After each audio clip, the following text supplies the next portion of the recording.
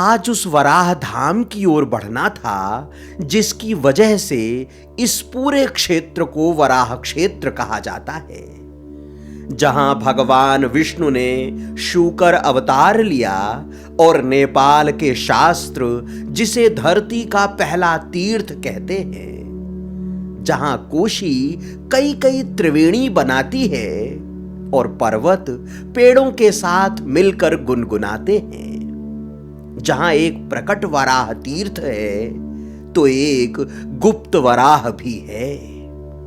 सूरज पहाड़ को पार कर सप्तकोशी में स्नान के लिए आ रहा था और हमने अपने अपने बैग उठा लिए थे। पांव नित्य की तरह बढ़ चले थे। चले चलो चले चलो तुम चले चलो, चले चलो चले चलो तुम चले चलो। ये जगत समूचा सहयात्री है। चले चलो चले चलो चले चलो चले चलो तुम चले चलो, चले चलो चले चलो तुम चले चलो। नहर पार करते ही चतरा धाम पीछे छूट गया था। कल एकादशी थी और आज प्रदोष अर्थात लगातार दूसरे दिन का उपवास। शाम तक कुछ भी मिलने की संभावना नहीं थी। रास्ते में पेड़ा बनाने वाले दूध उबाल रहे थे। उनसे एक गिलास दूध लिया और पिया। 2 पेड़े भी पाए। उतने अच्छे नहीं थे जितने जाते समय मिले थे। पेड़े बना रहे बालक से मैंने पूछा कि इसे कैसे बनाते हो। उसने कहा कि आज इसकी कुरुनी बनाएंगे। शाम तक बिक गई तो ठीक, वरना कल इसमें चीनी मिलाकर पेड़ा बना देंगे। कुरुनी शब्द सुनकर सुखद आश्चर्य हुआ। मध्य प्रदेश के विंध्य क्षेत्र में दूध के अंतिम समय तक पक जाने के बाद बनी मलाई को करोनी कहते हैं। यहां उसे कुरुनी बोलते हैं। दूर देश में होने के बाद भी कितने एक जैसे होते हैं शब्द। ऐसा लगता है कि शब्दों का भी कभी एक ही परिवार रहा होगा, बाद में विस्थापित होकर इधर उधर हो गए होंगे। कुछ इस देश तो कुछ उस देश चले गए होंगे। थोड़ा आगे आए तो वही पेड़े वाला मिल गया जिसके यहां से जाते वक्त लिए थे। देखते ही मुस्कुरा दिया और कहने लगा कि इतने दिन कैसे लग गए। मैंने कहा कि रामधुनी और धरान से आते आते समय लग गया। हम लोगों की पदयात्रा के बारे में जानकर वो हतप्रभ हो गया। बोला, बाबा चाय पीकर जाइए। जब कोई इतने स्नेह से रोके तो भला पैर आगे कैसे बढ़ सकते हैं। रुकना ही था। उसने अद्भुत स्वादिष्ट चाय बनाई। आगे आए तो सप्तकोशी का सुंदर घाट जैसे प्रतीक्षा में ही था। पास बैठाकर खूब सारी बतकही करने लगा। कोशी की बहती धार कहने लगी, जैसे आज तुम आए हो, कभी महाराज कौशिक आए थे और अपने अखंड तप से ब्रह्मर्षि विश्वामित्र हो गए थे। उन्हीं के तप ने मुझे कौशिकी बनाया। उन्हीं के साथ कभी प्रभु श्री राम और लक्ष्मण मेरे घाट पर आए थे। मैंने उनके चरण पखारे हैं, दर्शन किए हैं। मेरे पास जो तनिक सी पुण्याई है उसमें एक हिस्सा उसका भी है। इस कौशिकी की यात्रा एक आध्यात्मिक यात्रा भी है और भौतिक यात्रा भी है। धरती को संपन्न करने वाली यात्रा भी है और आध्यात्मिक रूप से संपन्न करने वाली भी यात्रा है। इसके तट पर नेपाल का महाकुंभ होता है, जिसमें सनातन से जुड़े हुए तमाम लोग यहाँ पहुँचते हैं। साधु संत आते हैं, भक्त आते हैं, अप्रत्यक्ष रूप से देवी देवता भी आते हैं। भारत के, नेपाल के तमाम सुधी जन यहाँ पधारते हैं। हर 12 वर्ष में ये कुंभ होता है, अर्धकुंभ भी होता है। इस तरह यहाँ कौशिकी का दर्शन अत्यंत पुण्य का दर्शन है, अत्यंत पवित्रता का दर्शन है, अत्यंत आध्यात्मिक बोध का दर्शन है। सामने कोशी पर बना वही पुल दिखाई दे रहा था जिसकी पीठ पर सवार होकर कुछ ही दिन पहले इस पार आए थे। सप्तकोशी में स्टीमर चल रहे थे, नावें चल रही थीं और धार के साथ साथ बांस के गट्ठे बह रहे थे। सब पर कोई न कोई सवार था। इन नदियों में केवल जल नहीं बहता, समय भी बहता है, सपने भी बहते हैं और साधनाएं भी बहती हैं। आधे घंटे बाद हम भी आगे बढ़े। 4 किलोमीटर ही चलना था, इसलिए प्रकृति का आनंद लेते हुए धीरे धीरे बढ़ते रहे। नीचे सप्तकोशी का अद्भुत सौंदर्य था और ऊपर पहाड़ों की विराटता। रास्ता उतना अच्छा नहीं था, लेकिन धरती के प्रथम तीर्थ जाने की उत्सुकता चरम पर थी। चलते रहे, पहाड़ों से रिस रहे पानी की धारा से प्यास तृप्त करते रहे और मुड़ मुड़ कर कोशी को निहारते रहे। 2 किलोमीटर बाद गुप्त वाराह का बड़ा सा बोर्ड दिखा। रुक गए। यहां धरणी माता का मंदिर बनाया जा रहा था, निर्माण कार्य चल रहा था। जैसे लक्ष्मी माता हो गए, जैसे भगवान विष्णु का तीसरा स्वरूप है बड़ा भगवान, जैसे माता लक्ष्मी माता का परिविग्रह स्वरूप पृथ्वी माता हो गई। इसीलिए यहाँ पे प्रेम का देवी देवता भी इनको बोला जाता है। जैसे कि हमारे शास्त्र का प्रमाण अनुसार इनको प्रेम का देवी देवता भी बोला जाता है। अभी हमारे क्षेत्र में एक इधर गुप्त वराह, जो ये हम लोगों का बोर्ड लगा हुआ है, गुप्त वराह गुप्त स्थान, वहाँ का जो ये है, जो पहले नीचे पैदल यात्रा वाला जो रास्ता था, जब उस टाइम चलती थी तो नीचे के बारे में सब लोगों को पता था। लेकिन अभी जब ये वाला रास्ता बन गया तो इसके बाद लोग सब ऊपर ऊपर से जाने लगे, नीचे कोई नहीं जा पा रहा है। और रास्ता भी जो पहला जो था नीचे से ही था, तो रोड बन गया, उसके बाद नीचे जाने के लिए इधर से कोई रास्ता भी नहीं था। बाकी हम लोगों का नीचे जो गुफा का जो है, भगवान ने जो स्वयं भगवान ने गुप्त रूप में दर्शन दिया हुआ था, वो वाला रास्ता वहाँ से जाता है। जैसे कि नारद ऋषि मुनि ने भगवान की आरती करते थे, और उसके बाद सबसे पहला भगवान का मनुष्य पुजारी वो औलिया बाबा नाम करके थे। जैसे नीचे वाला जो रास्ता था पैदल वाला, उसी रास्ते से सुबह शाम को जाते थे, पूजन अर्चन आरती करते थे उधर पे। कि जाते हुए किसी समय में उनको एकदम चलते चलते बुखार आ गया। कैसा बुखार आ गया? एकदम कपकपान वाला, वो शरीर अंदर तक कांपने वाला बुखार आ गया। तो उन लोगों को उनका पैर चल ही नहीं रहा है, आगे बढ़ ही नहीं पा रहे। तो उन्होंने इधर उधर देखा, छोटा सा उनको गुफा दिखा, तो वहाँ जाके बैठ गए वो। अब भगवान को पुकार करने लगे कि ऐसा ऐसा है भैया, हम नहीं आ पा रहे हैं आज। तो भगवान ने नीचे भी प्रकट होके उनको दर्शन भी दिया, उनको प्रसिद्ध भी कर दिया। और उसके बाद से जिनको भी बुखार आता था, कुछ भी होता था, तो यहाँ पे लेके आया जाता था। वो जो औलिया बाबा जो करके वो अपने भगवान के उसके शक्ति की वजह से जिसका भी बुखार है वो सब खींच के अपने आसन के नीचे दबा के रखते थे। वो नीचे कोशी के तट पर गुफा है और वहां तक जाने के लिए सीढ़ियां बनाई जा रही थीं। उत्सुकता हुई कि गुप्त वराह का स्थान भी देख लिया जाए। सीढ़ियां उतरकर नीचे पहुंचे। लगभग सप्तकोशी नदी के किनारे तक आना पड़ा। कई वर्ष पूर्व जब पहाड़ों पर सड़क नहीं बनी थी, साधु संत कोशी के किनारे किनारे ही वराह धाम तक जाया करते थे। तब यही उनका मार्ग था और इसी तरह के गुप्त क्षेत्र उनका आश्रय थे।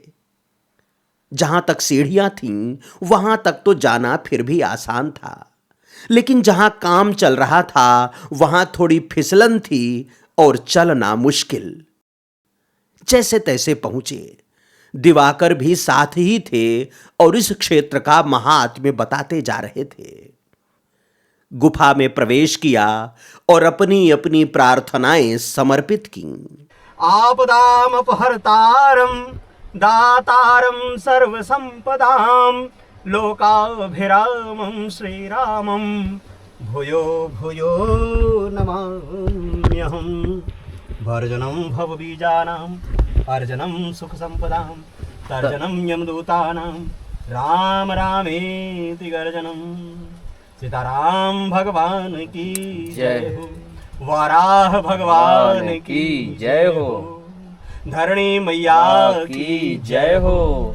ओलिया महाराज की जय हो। सीढ़ियों के सहारे ऊपर आए और तनिक देर बैठकर सांसों को सम पर आने दिया। पहाड़ों और पेड़ों के बीच से बहती कोशी यहां से और भी खूबसूरत लग रही थी। इसकी यात्रा पहाड़ों से प्रारंभ होती है, ऊपर हिमालय क्षेत्र से ये निकलती है, 7 अपनी धाराओं को समेटती है आपस में, और फिर यहाँ इस क्षेत्र में आकर एक मनोहारी दृश्य पैदा करती है। इस मनोहारी दृश्य के साथ यहाँ से निकलने वालों को लुभाती है, आकर्षित करती है, और दूर देशांतर में जो लोग रहते हैं उनके सपने में आती है कि आओ और हमारे आंचल में बैठकर तनिक सी इसकी छाँव ले, इसकी ठंडी हवा ले, इसकी लहर ले, और तुम्हारे भीतर जो कुछ भी सोया हुआ है उसे जागृत करो। ऐसा विष्णु के परम पद तक जाओ। विष्णुपाद इन पहाड़ियों की श्रेणी में कहीं ऊपर हैं, तो विष्णु की शरण में जाओ, विष्णु के पांव तक जाओ, उनके चरण तक जाओ, और इस कोशी में स्नान करो, सप्त कोशी में स्नान करो, इसका अवगाहन करो। और ये जो बड़े बड़े वृक्ष खड़े हैं, ये वृक्ष नहीं हैं, ये ऋषि हैं, ये परम ऋषि हैं जो कभी तप के लिए यहाँ आए थे, और आज तप मूर्ति बनकर, ये वृक्ष बनकर कोशी के तट पर आज भी तपस्यारत है, आज भी साधनारत है, और आज भी कोशी की ध्वनि, कोशी का गीत सुन रहे हैं। हम भी सुने, गुने, और अपने भीतर उतरे, खोजे, जाने। गुप्त वाराह से ही वराह धाम का दृश्य दिखाई देने लगा था। दूर से मंदिर तो छोटे ही दिखाई दे रहे थे, लेकिन उनका विहंगम दृश्य मनोहारी था। कदम बढ़ते जा रहे थे और नयन ये सौंदर्यामृत पीते जा रहे थे। एक गीत था जो नदी पहाड़ों को सुना रही थी। एक राग था जो पहाड़ के रोम रोम से फूट रहा था। एक राह थी जो इस दास को लेकर चली जा रही थी।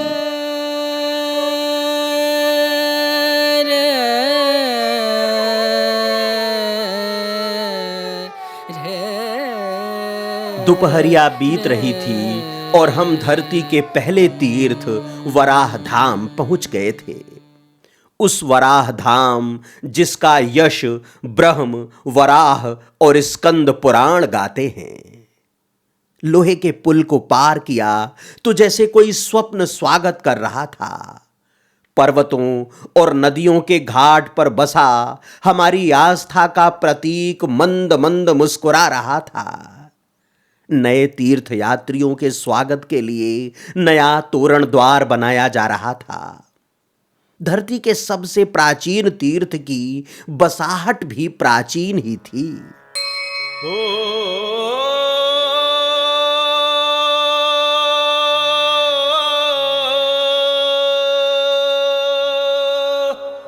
दुकानों वाली गली से होकर मंदिर पहुंचे। यहां केवल एक मंदिर नहीं बल्कि छोटे बड़े मंदिरों का समूह है। लेकिन अभी मंदिर की बजाय सप्तकोशी और कोका के संगम पर जाना था। इस संगम में स्नान करने के बाद ही भगवान वराह के दर्शन के लिए जाने का विधान है। इस संगम का जल भी भगवान वराह को चढ़ता है। यहीं पर वाराह के रूप में भगवान प्रकट हुए और अपनी लीला की। इस क्षेत्र को नेपाल के 4 धामों में एक धाम माना जाता है। यहाँ आकर भगवान विष्णु के पद से जुड़ने का अवसर मिलता है। भगवान वाराह की ऊर्जा को महसूस करने का अवसर मिलता है। साथ ही कौशिकी नदी अर्थात कोशी नदी का जीवंत दर्शन होता है। पहाड़ से उतरती हुई कोशी नदी यहाँ पर बहुत ही विहंगम रूप से नजर आती हैं, बहुत ही मनोरम दृश्य प्रकट करती हैं। 2 पहाड़ियों के बीच से निकलती हुई वो आगे की यात्रा करती हैं और यहाँ पर भगवान वाराह की स्तुति करती हैं। उनका निनाद इतना तेज है, उनका स्वर इतना तीव्र है ऐसा लगता है मानो वो भगवान वाराह की स्तुति कर रही हों, उनकी वंदना कर रही हों, उन्हें मंत्रों का अभिषेक समर्पित कर रही हों। भगवान विष्णु के दर्शन के लिए, भगवान वाराह को प्रणाम करने के लिए धरती के इस पहले तीर्थ पर तो लोग आते ही हैं। यहाँ आकर अपने आप को धन्य समझते ही हैं, साथ ही अपने पितरों की मुक्ति के लिए भी यहाँ आते हैं।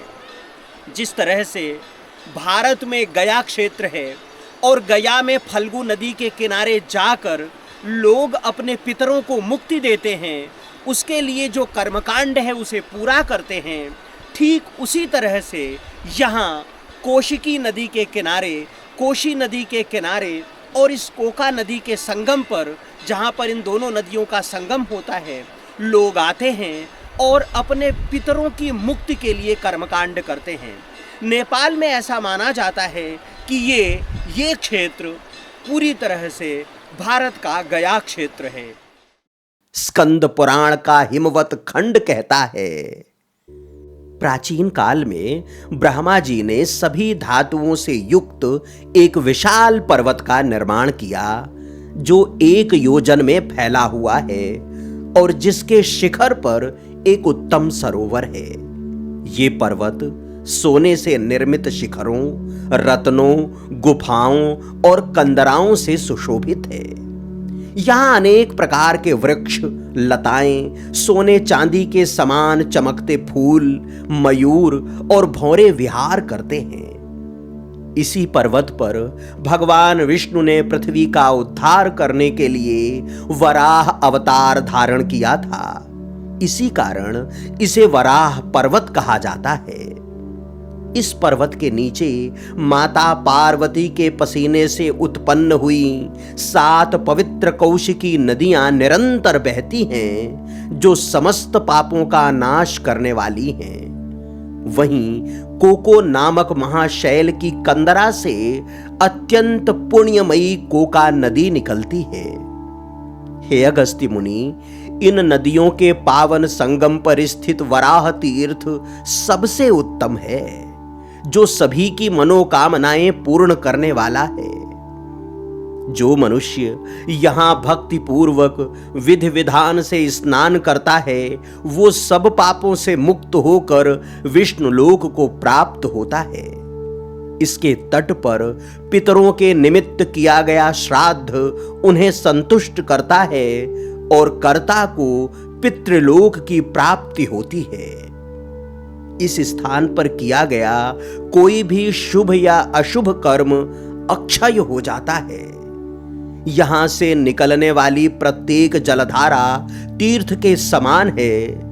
जो मनुष्य कौशिकी में स्नान कर वराह पर्वत पर चढ़ता है, उसे कदम कदम पर अश्वमेध यज्ञ का पूर्ण फल प्राप्त होता है। आइए ऐसे परमधाम में भगवान वराह का दर्शन करते हैं।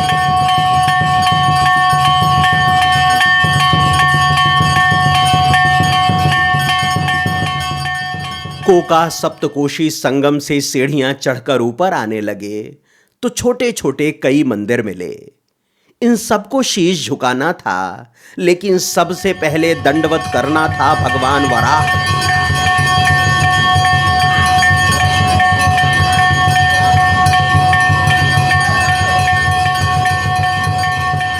हिरण्याक्ष राक्षस ने जब पृथ्वी को सागर में छिपा दिया था, तब ब्रह्मा की नासिका से भगवान विष्णु इसी स्थान पर शूकर रूप में प्रकट हुए और अपने नथुने पर रखकर धरती को बाहर निकाला, अपने स्थान पर स्थापित किया।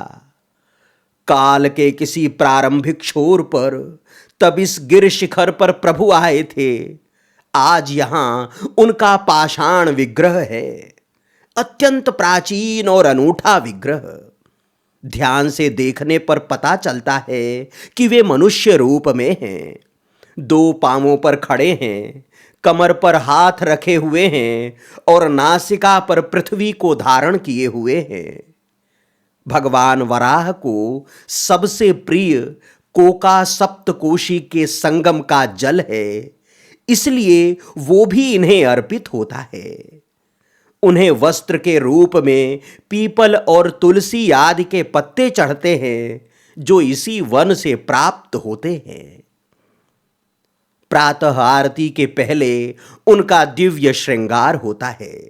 श्रृंगार के उपरांत नगाड़ा बजता है और आरती प्रारंभ होती है।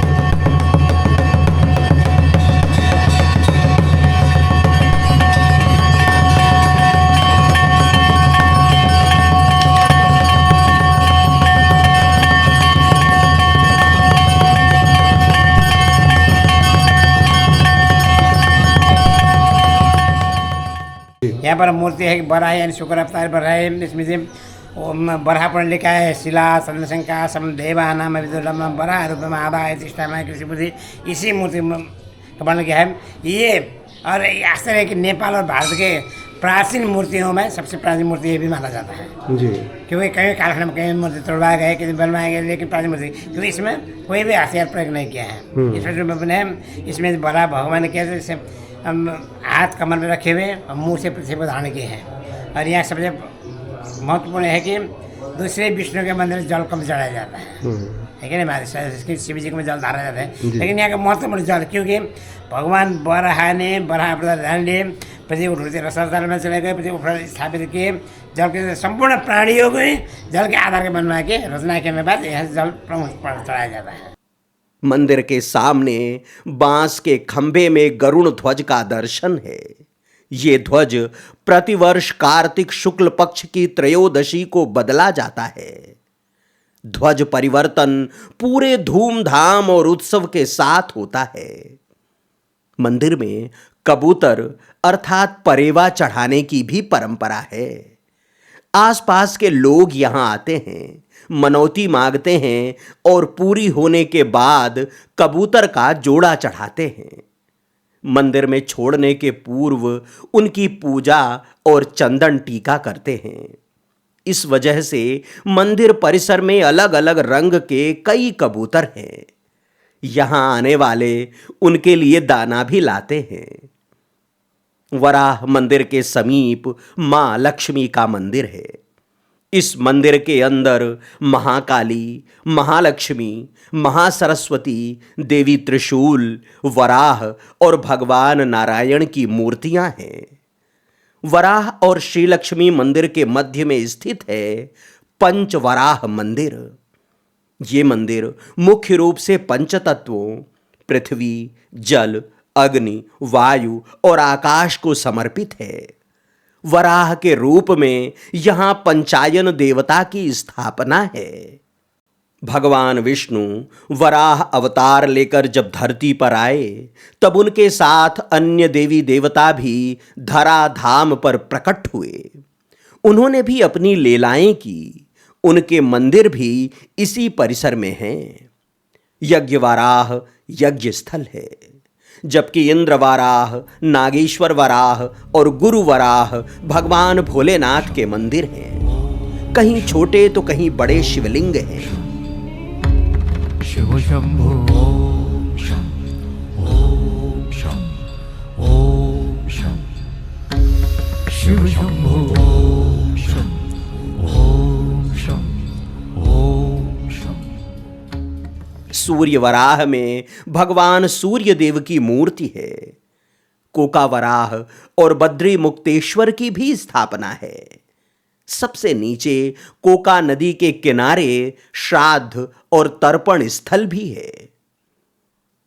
मंदिरों का ये समूह यही कोई 90 वर्ष पुराना है। कहा जाता है कि 1934 में इस क्षेत्र में भयंकर भूकंप आया था, जिसमें वराह क्षेत्र के सभी प्राचीन मंदिर नष्ट हो गए थे।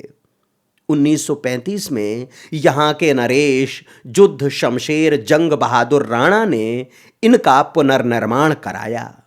यहां पर स्थापित मूर्तियां 1500 साल से अधिक पुरानी बताई जाती हैं। एक एक कर सभी विग्रहों के दर्शन किए और संध्या होते होते रामानुज अन्न क्षेत्र में आ गए। रात्रि विश्राम यहीं होना था। संत निवास बड़ा था, यहां आसन लगाने के लिए तो जगह मिल गई, लेकिन भोजन का प्रबंध नहीं था। उस दिन न भंडारी था न रसोइया। दुकान से आटा खरीदा और हम सब ने मिलकर भोजन प्रसाद सिद्ध किया। दिन भर में शरीर थक चुका था। प्रसाद के बाद नींद की हरिहर हो गई।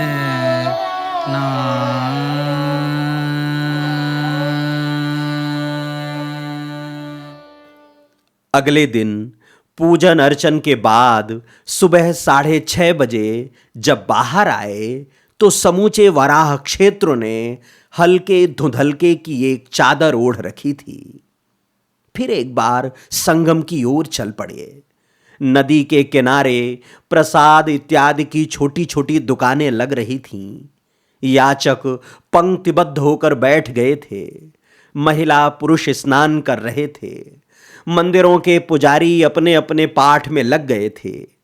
तीर्थ पुरोहित यजमानों को लेकर कोशी के तट पर तर्पण कराने पहुंच गए थे। मुझे सप्तकोशी ने अपने घाट पर बैठा लिया। बैठने के लिए एक बड़ी सी चट्टान दे दी। नदियां और पहाड़ अपने अतिथियों का अभिनंदन इसी तरह से करते हैं। सप्तकोशी के तट पर बैठा था कि एक स्टीमर धारा के विपरीत तेजी से आगे बढ़ गया। संभवतः ऊपर त्रिवेणी क्षेत्र की ओर जा रहा था। मैं कोका और कौशिकी का संगम भ्रमण कर लौटता, तब तक वही स्टीमर तेजी से वापस भी आ गया। मैंने स्टीमर वाले से पूछा तो उसने बताया कि वो त्रिवेणी संगम से आ रहा है। यहां से 5-6 किलोमीटर दूर है। आप वहां रुक भी सकते हैं। स्टे होम भी हैं और साधु का अखाड़ा भी है। आने जाने के 1000 रुपए लगेंगे। आप चाहेंगे तो मैं आपको अभी छोड़ दूंगा और शाम को वापस ले आऊंगा। कुछ देर पहले जिस ग्रुप को लेकर गया था वो फिशिंग करने गया है, कल आएगा। स्टीमर वाले ने भले कह दिया था कि वो हमें संगम तक ले जाएगा, लेकिन हमारा मन कहाँ मानने वाला था। जब हमने पांवों पर भरोसा किया है और ठाकुर जी ने अपनी अहेतुक कृपा दी है, तब भला जल वाहन में भी कैसे सवार हो सकते थे। पांव पांव ही जाना था और उस प्राचीन पगडंडी की धूल को माथे से लगाना था जहां से होकर हमारी ऋषि परंपरा गुजरी है। कोका नदी पर बने झुलांग पुल पर आ गए। इसी को पार कर संगम तक पहुंचाने वाले पहाड़ की यात्रा प्रारंभ होनी थी। कोका नदी पर बने हुए इस झूला पुल को पार करके त्रिवेणी संगम के लिए जाना है। यहीं से, इसी मार्ग से, इसी पुल से होकर गुजरना है और आगे पीछे पहाड़ पर त्रिवेणी संगम के लिए राह मिलेगी, वहां मार्ग मिलेगा। तो आइए चलते हैं त्रिवेणी संगम स्नान के लिए। इस तरह के झूला पुल को पार करना हमेशा रोमांचक होता है। जब मध्य में पहुंचते हैं और पुल झूलता है तब ऐसा लगता है जैसे नदी गोद में बैठा कर दुलार कर रही हो। पार उतरे तो दूसरा पहाड़ मिला और उसमें एक पतली गली। उस गली की अंगुली पकड़कर पहाड़ के कांधे पर बैठ गए। अब लग रहा था जैसे पहाड़ ही चल रहा है, हमें अपने कंधे पर बैठाकर अपना साम्राज्य दिखा रहा है। इस मार्ग पर भी लकड़ी के बने पुराने घर हैं। यहां रहने वाले मुर्गी, बकरी और सुअर पालन करते हैं। उस वजह से मार्ग पर उनका मल पड़ा रहता है। आगे जो घर मिले वो कुछ जर्जर हो गए थे और वीरान पड़े थे। जब इस मार्ग से पदयात्री जाते रहे होंगे तब यहां पर चाय नाश्ते की दुकानें भी रही होंगी, लेकिन जब से स्टीमर चलने लगे अधिकांश लोग उसी से चले जाते हैं। जब पैदल चलने वाले गली भूल गए तब दुकानदार भी यहां रहकर क्या करते। हम बढ़ते जा रहे थे और प्रकृति सौंदर्य के नए नए पट खोलती जा रही थी। बीच बीच में डराती भी जा रही थी। कहीं पर पहाड़ धसक गए थे और मार्ग खतरनाक हो गया था। कहीं रास्ता कटकर संकरा हो गया था, कहीं बजरी के कारण फिसलन थी।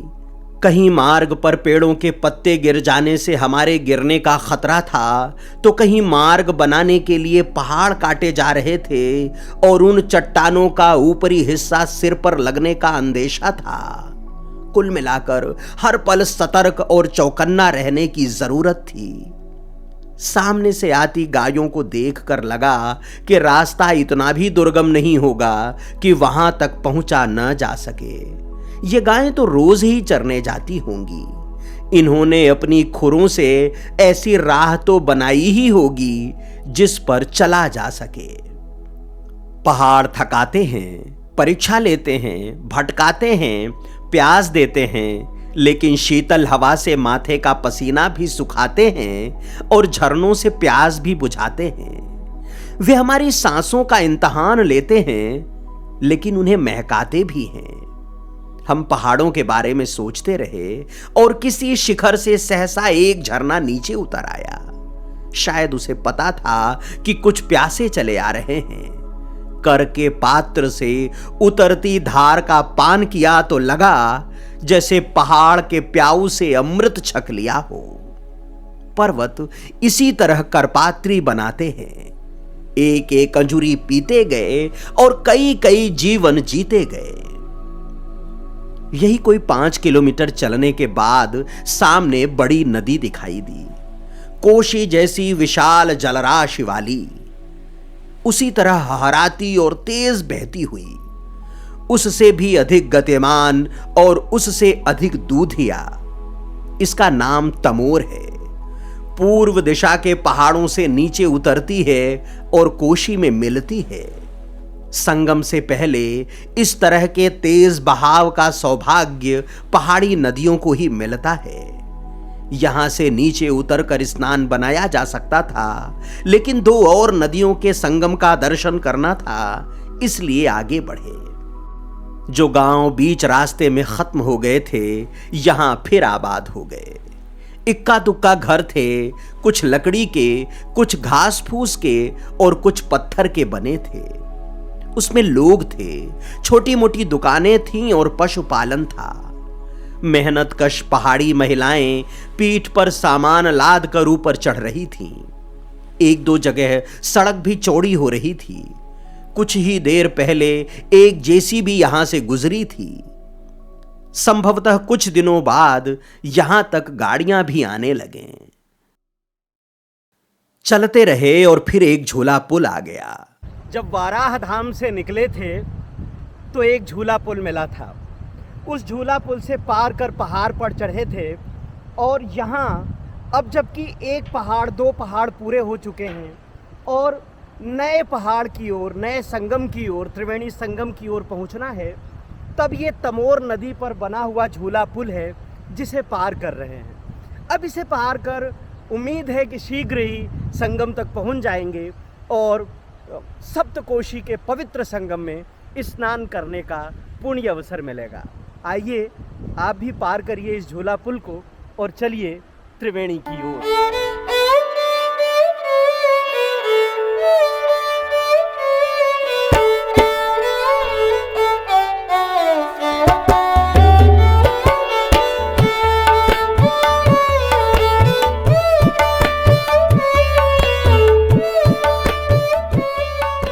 अब धानकुंडी गांव में थे।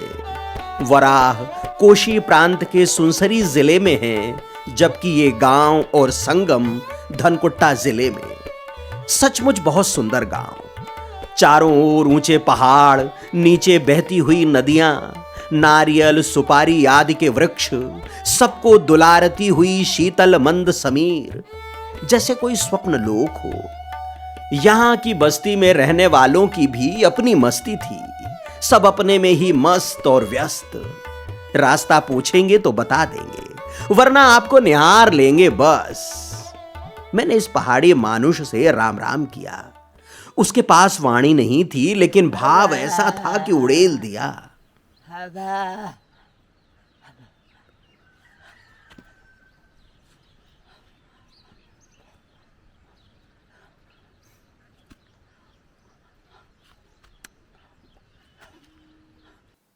1 किलोमीटर चलकर नीचे उतरे तो अरुण गंगा और सुनकोशी अर्थात दूध गंगा का संगम दिखाई दिया।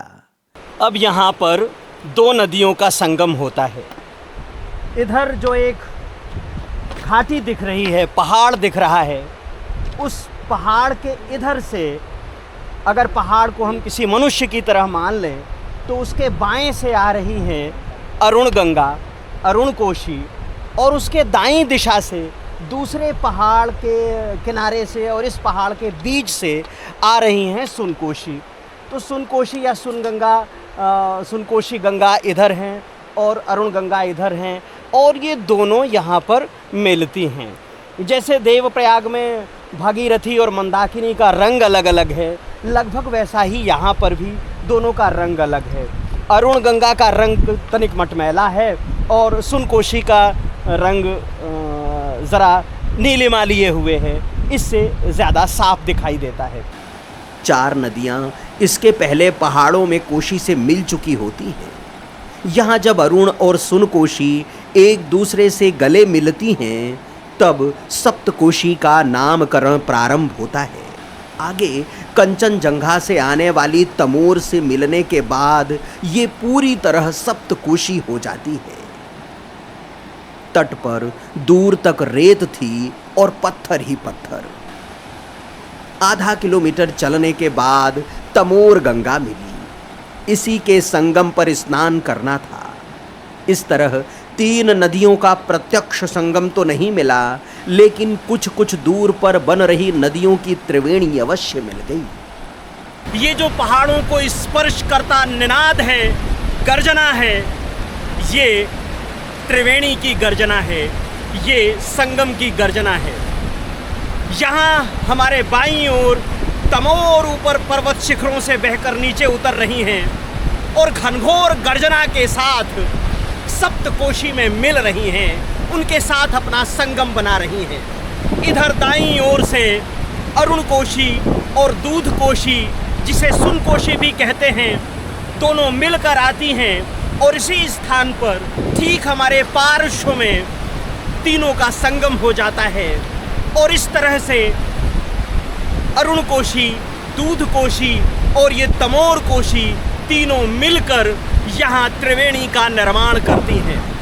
इस तरह से इन पहाड़ों के बीच में, इन अचलों के बीच में एक चलती हुई नदी है, एक दौड़ती हुई नदी है, जो मिलकर एक पुण्याई का क्षेत्र तैयार करती है, एक पुण्य क्षेत्र तैयार करती है और समस्त संसार को नेपाल के इस पूर्वी हिस्से में आमंत्रित करती है आचमन करने के लिए, अवगाहन करने के लिए, डुबकी लगाने के लिए। ऐसा लग रहा था तमोर के साथ मिलकर सप्तकोशी नाच उठी है। इसका कल कल सुनकर लग रहा था जैसे ये कोई पहाड़ी राग छेड़ रही है।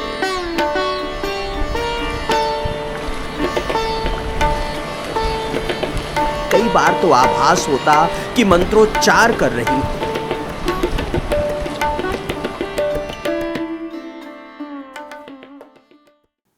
नदियों को देखने, सुनने और उनके साथ बतियाने का सुख इसी तरह नितांत एकांत में है। जब न संसार का कोई शोर होता और न अपने पास इनसे सत्संग के अलावा कोई काम, तब इनकी एक एक पदचाप सुनाई देती है, एक एक लहरों का नर्तन दिखाई देता है और एक एक पत्थर में परमात्मा की झलक मिलती है। नामकरण संस्कार के बाद कितनी प्रसन्न है सप्तकोशी। स्नान के लिए उतरे तो दिन भर की थकान धारा के साथ बहा ले गई। चुपके से कहा, मेरे बेटे, मेरे पास आना कष्टदायक हो सकता है, लेकिन मेरे पास आकर कोई कष्ट शेष नहीं रहता। मेरा जल प्रसन्नता का प्रसाद है। मेरी एक धारा गौरी शंकर शिखर से चली आ रही है तो एक मकालू पर्वतमाला से, एक एवरेस्ट से उतर रही है तो एक कंचनजंगा से। मैंने कई कई शिखरों से तुम्हारे लिए जल एकत्र किया है। मेरा अवगाहन करो और तन मन को पावन करो। शुद्ध और निर्मल जलधारा ने परमानंद दिया। लगभग 1 घंटे तक इसकी धारा में बैठे रहे, डुबकी लगाते रहे और परमात्मा का धन्यवाद करते रहे कि उसने यहाँ तक आने की प्रेरणा और सामर्थ्य दी। ये जो संगम है बहुत एकांत का संगम है। ये जो संगम है बहुत शांति का संगम है। ये जो संगम है बहुत पुण्याई का संगम है। ये जो संगम है ये अपने आप में भीतर उतरने का संगम है। इसलिए परमात्मा का बहुत बहुत धन्यवाद, राम जी का बहुत बहुत धन्यवाद, भगवान भोलेनाथ का बहुत बहुत आभार कि उन्होंने इस दास को, इस अकिंचन को इस दुरूह क्षेत्र में पहुंचा दिया है, इस मनोरम क्षेत्र में पहुंचा दिया है, इस धर्म क्षेत्र में पहुंचा दिया है, जहां आकर मन परमानंद से भरा है, मन गदगद है, भाव विभोर है और बस ऊर्जा से भरा हुआ ऐसा लगता है कि उड़ जाने को तैयार है। हमारी इस पदयात्रा ने, हमारे इस संकल्प ने, परमात्मा के दिए हुए इस संकल्प ने यहाँ तक पहुँचाकर सच कहें हमारा बहुत भला किया है, हमारी दृष्टि का भला किया है और हमारे अंतरतम की सृष्टि का भी भला किया है। 4 बज गए थे और 6 किलोमीटर का पहाड़ पार कर वापस भी होना था। रास्ते में अंधेरा मुश्किलें पैदा कर सकता था। पहाड़ के आंगन में सांझ उतरती भी जल्दी है। अधिक विलंब करना मुश्किलों को आमंत्रण देना था। सप्तकोशी को प्रणाम किया और चलने की अनुमति मांगी। जिन धाराओं को पार कर इधर आए थे उन्हीं को पार कर उधर चल पड़े।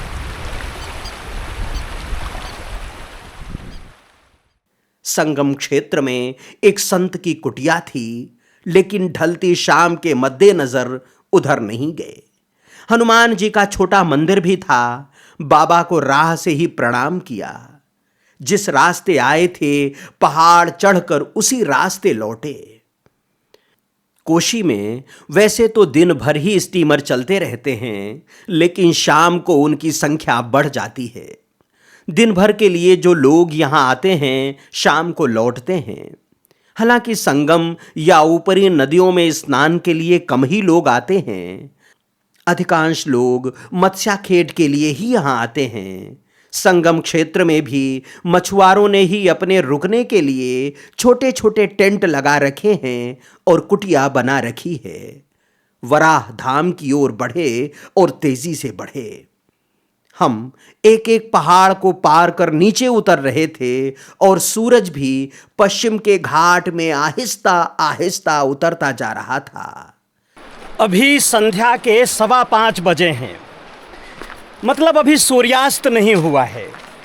सूर्यास्त का समय शाम 6 के आसपास है, 6:30 के आसपास है। लेकिन यहाँ पहाड़ों में सूर्यास्त तनिक जल्दी हो जाता है। पहाड़ सूर्य भगवान को अपने आंचल में छिपा लेते हैं, यही कोई 1 घंटे पहले, और पहाड़ों पर हल्का हल्का अंधेरा पसरने लगता है। नदियाँ कुछ अलसाई सी हो जाती हैं।